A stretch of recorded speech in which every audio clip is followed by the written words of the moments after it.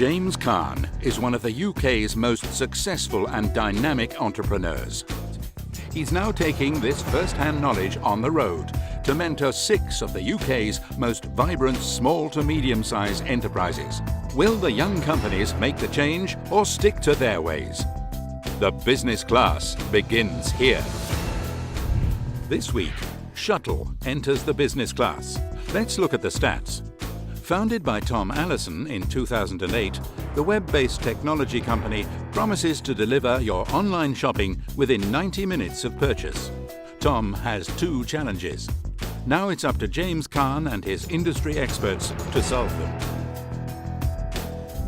Joining me in the studio to help advise Shutl is Tony Stockhill, CEO of Javelin Group, and Jez Frampton, Global CEO of Interbrand. This week, our SME is moving up the business ladder.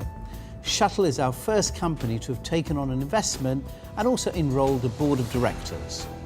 Let's find out more. We provide the consumer with 2 delivery options at the moment. The first delivery option we call Now is we'll tell the consumer the number of minutes we can deliver to them within. The usual promise is within 90 minutes of purchase. We also have a When option, which is where we let the consumer choose a 1-hour delivery window. We're now focused on expanding the number of retailers offering Shutl. What can we do to get the UK's major retailers to say yes quicker? Tony, what are your thoughts? I think they need to do a consultative sell. They need to demonstrate the business case, because this is going to be all about the return on investment for these retailers. Do we think that Shutl is purely based on distressed purchases, or do you think it's a very conventional? If it's the same price for the consumer, then I think, as Jez says, people will want it now rather than later. Why would you not? What do you think that the UK retailer has to do to embrace this change? Well, the key thing to make them eligible for Shutl is that they need to know what their store stock availability is. And without that, they can't use this service. Are you saying that if retailers don't embrace that change, that limits the market that Shutl can operate in? It most certainly does. How do we make shoppers aware of Shutl without breaking the bank? We want consumers to start expecting and demanding Shutl from retailers that don't offer us yet.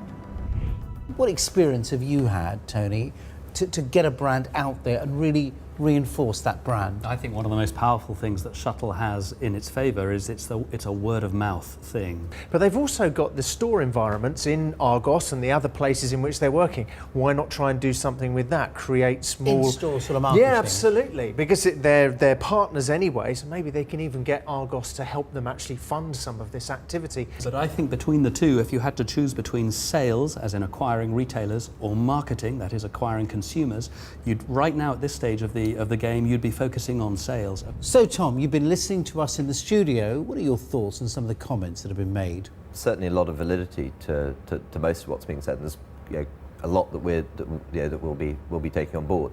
I think Tony made some excellent comments about how what we need to be doing is a consultative sales process to the retailer that has them buy into the value that we're bringing to their business. James, I thought you made some excellent points as well about how proof of success is very important, and also how the potential to be working with the retailer on the marketing side. And Tom, one of the things that I've been particularly impressed with specifically you, is in the current market, entrepreneurs are finding it very difficult to raise capital. I think you've done it very, very successfully, almost 4 or 5 times now, with this particular business. Tell me, how are those investors feeling as the business is evolving? we've been very clear to do is that every time we have raised investment, there's been a whole lot of risk associated with the business.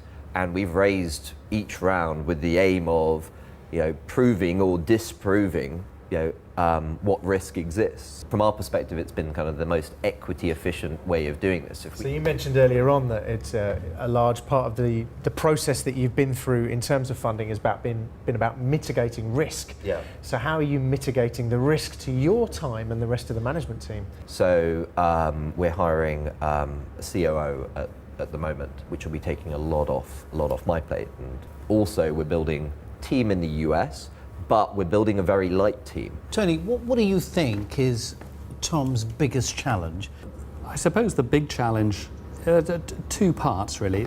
It's getting to that critical mass that we talked about earlier. It's reaching that scale at which he's making he's covering his overheads, and to do that we need to get away from. I suspect that Shutl needs to be something more than a distressed purchase service. So it needs to become more mainstream.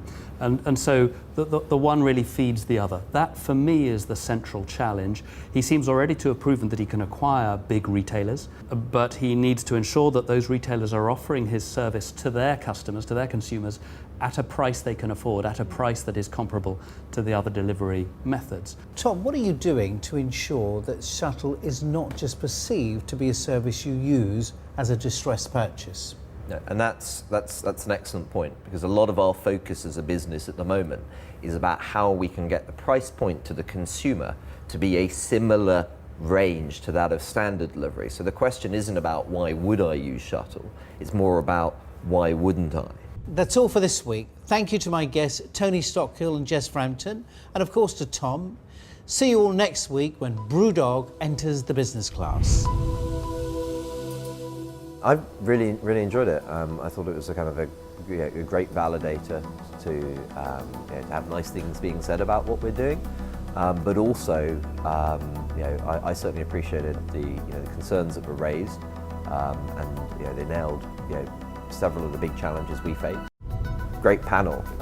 Tony knows retail, knows multi-channel. We're trying to build a brand, and Jez is just about the number one brand person, certainly in the UK, potentially globally, right? And James is James Caan. So, what can I say?